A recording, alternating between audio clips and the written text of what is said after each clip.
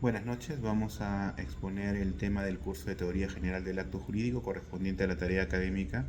El tema elegido para la presente es los vicios de la voluntad. Como parte introductorio, podemos decir que dentro del ámbito del derecho, especialmente en la rama del derecho civil, la voluntad de las partes constituye un elemento esencial y principal para la validez de estos actos jurídicos, ¿no? Sin embargo, esta voluntad de la gente se puede ver afectada por diferentes factores que pueden alterar su autenticidad, su libertad, ¿no? Lo que va a dar lugar a lo que se conoce como los vicios de la voluntad. Estos vicios comprometen la libre manifestación del consentimiento y por tanto invalidan o pueden invalidar o anular un contrato o un acto jurídico, ¿no?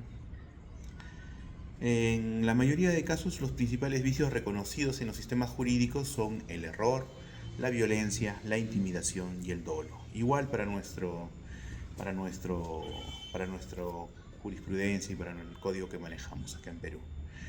Cada uno de estos vicios afecta de manera distinta la decisión de una persona al momento de comprometerse legalmente, ya sea porque actúa por una falsa creencia, ya sea porque actúa por coacción física, por coacción psicológica o por engaño deliberado, ¿no? Cualquiera de esas causas van a ser consecuencias de que se den estos vicios. El estudio propio de estos vicios es fundamental para así garantizar la justicia y la equidad en las relaciones entre las personas, entre las relaciones jurídicas, entre los civiles, entre las mismas relaciones jurídicas entre civiles y Estado, ¿no? Asegurando pues que estos actos celebrados tengan que ser siempre fruto de una voluntad libre, consciente y jamás manipulada. Por regla general, podemos decir que la declaración coincide con la voluntad. O sea, lo que uno declara cuando va a manifestar un acto jurídico tiene que coincidir con mi voluntad. Es decir, que reproduce exactamente lo que yo quiero manifestar en el acto jurídico, ¿no? Que no es necesario tampoco probar su conformidad con la voluntad, sino que en todo caso la disconformidad, por supuesto anormal, es lo que debe probarse.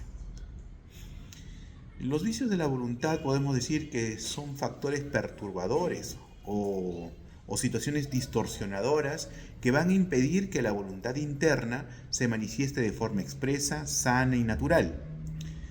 Esto puede representarse en el sujeto de manera consciente, como en la violencia y la intimidación, o inconsciente como en el error y el dolo, ¿no? En el que prácticamente la persona, por ignorancia, desconocimiento, no se va a dar cuenta de lo que se está manifestando, ¿no? Entonces, lo que le va a impedir una necesaria correlación entre lo que se quiere y lo que se manifiesta.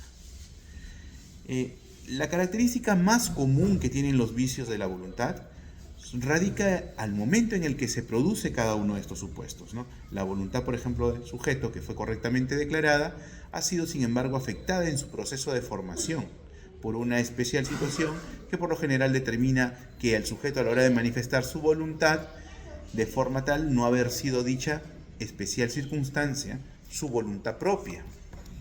Entonces, la voluntad no hubiera sido declarada y por ende no se hubiera celebrado el negocio jurídico, ¿no? Por eso se dice muy claramente que la voluntad viciada es una voluntad existente, la que sí bien es determinada de manera anómala. Hay diferentes teorías, ¿no? Pero por ejemplo, desde la teoría general del derecho civil, podemos decir que el estudio de los vicios capaces de invalidar el negocio jurídico fue tomado, prestado de los derechos de tratados internacionales. En este último campo podemos manifestar que es posible hablar de vicios que invalidan el consentimiento del Estado en obligarse por un tratado y también sobre hechos que invalidan el tratado propiamente dicho, ¿no?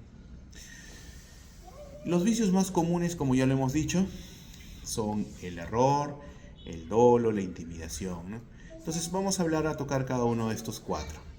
Respecto al error, sobre el error podemos decir que por unanimidad o consenso entre todos los tratadistas y juristas que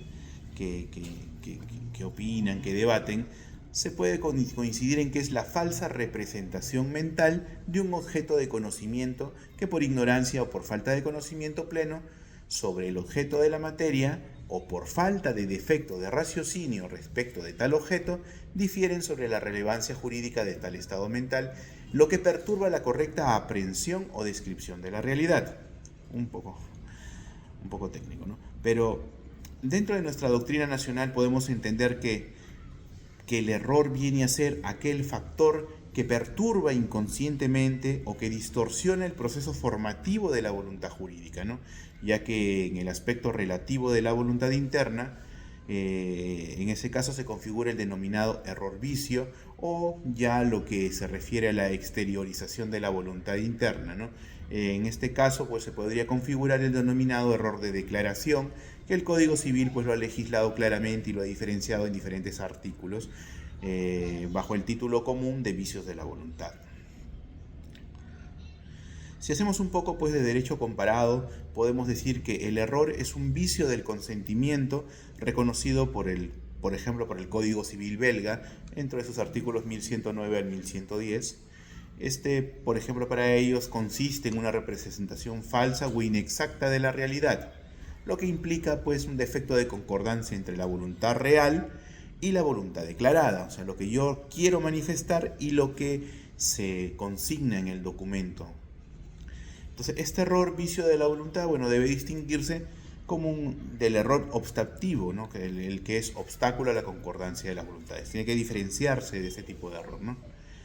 Entonces, como estamos manifestando, pues podemos encontrar dos clases de error que se producen dentro del negocio jurídico: el error vicio y el error en la declaración. Definiendo que error vicio es una condición de ignorancia o falsa representación, ¿no? Es ignorancia o falsa representación de la realidad en la cual